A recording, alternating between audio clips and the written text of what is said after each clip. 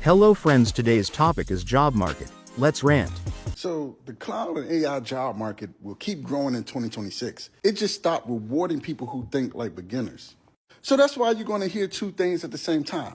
No one's hiring, and I just landed a cloud or AI role. Now, both are true. Now, here's what's actually changed, though. Companies used to hire for capacity. Now they hire for leverage. Brothers, what that mean? Well, capacity means we need more people, while leverage means we need people who multiply output. I watched teams pass on candidates with multiple certs because they couldn't even explain how their work would help them solve a problem in production. Now, they were smart, but they couldn't prove how their work impacted the business. It was just that simple. And let me get this out the way for the most part. AI didn't kill jobs. It just killed tolerance for inefficiency. So if automation replaces 5 manual steps, why would a company hire someone who only understands the steps and not the system? Entry-level roles didn't disappear, they just moved upstream a little bit. Companies now expect you to show up already operating infrastructure that runs, pipelines that deploy, and AI that plugs into their workflows. Not theoretical knowledge, not basic labs that you were guided through, evidence that you can solve their problems. It's that simple. So in 2026, this is who will land a role. It won't be the job seeker. It won't be the aspiring cloud engineer.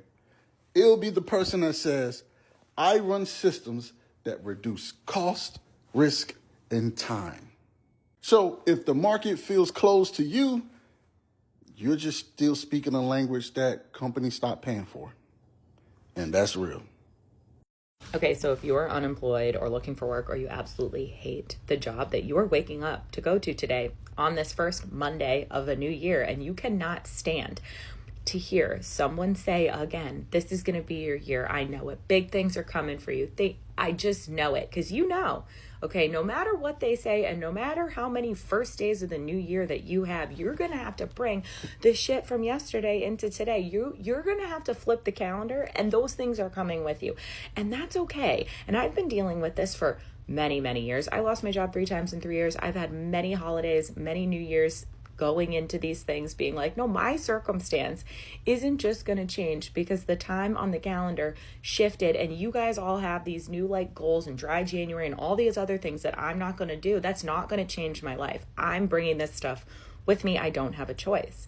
And I don't say that to be like negative. I'm saying that to be realistic. And a couple years ago, I expressed this to my therapist, and her and I came up with this way where I could look back on my year, audit certain things, decide what I'm taking with me, decide what I'm leaving behind, but also acknowledge that like, no matter how hard I try, some things are coming with me, and that's true for you. And that's okay. So it's been a couple years of me doing this. I've sort of put it together in like a formula. I wrote it out and I shared it with members in Rise. And I sent them this like worksheet or like a list of things that I do when I look back on my calendar, my camera roll, things that I feel as an accomplishment, things that I'd like to change. And this is how I start over a new year or a new quarter or a new month or a new day, honestly, because sometimes you wake up and you're like, got to start over today. Like, it's just impossible to think that you can plan out a year, a month, a week, a day, and it's going to go how you think it's going to go. But what I do is I take these things and I try to just like move certain energy or certain things that I like about myself forward and just like understand. Anyway, whatever. This is for a tomorrow conversation because I sent it all around to the people in Rise. And tomorrow we are having a workshop, 2-hour working workshop where everyone's sort of audited their 2025 year and even further back. I actually went back 18 months because I feel like some of 2024 and 2023 just like went right over my head. I was in serious survival mode. And now that I can look back at it with like a different eye, maybe there are certain things that I can recognize. Anyway, I'm rambling. Tomorrow we're doing this thing. I'll put it in my bio. And we're going to open it to the public because I think it'd be a cool taste for everybody to see what goes on in a Rise workshop. So you should come. And if not, if you can't make it, I'll put together a little outline and share it. I just think in 2026, we're just going to keep sharing with each other because that's all we can do. The job market is like seriously cooked because I've been applying for jobs for like the past few weeks, I want to say, and I have not found anything. Keep in mind, I graduated with a degree and did all the things that we are like supposed to do, and I can't find anything. Thankfully, I have a job, and obviously not a great job, but it pays for a decent amount of things.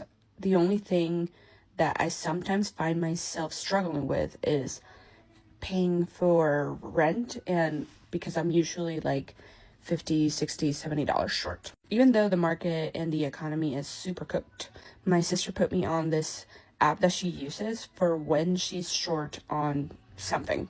It's an app called Benjamin, and you can do offers, play games, and do a lot of silly little things to get money that like adds up and accumulates.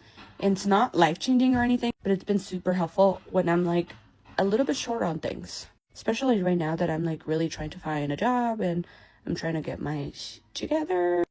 Especially right now, it's 2026, you can make money very easily from your phone. So if you want me to send that to you, let me know. Y'all know I don't get on here and talk to y'all unless I have something really important to say. And today I have something important to say. If you are on the job market in 2026, you should be targeting data centers, biofarms, and construction. Those three industries are booming in 2026. Biofarm is billions and billions and billions of dollars going to be spent in 2026 on biofarm. Data centers, that's the new oil and gas. Do you guys remember when everybody wanted to work in oil and gas, and why they wanted to work in oil and gas? Because the income level was so high and no one could compete with them, so everyone wanted to work in oil and gas. So yeah, it's no longer oil and gas, now it's data center, and then construction.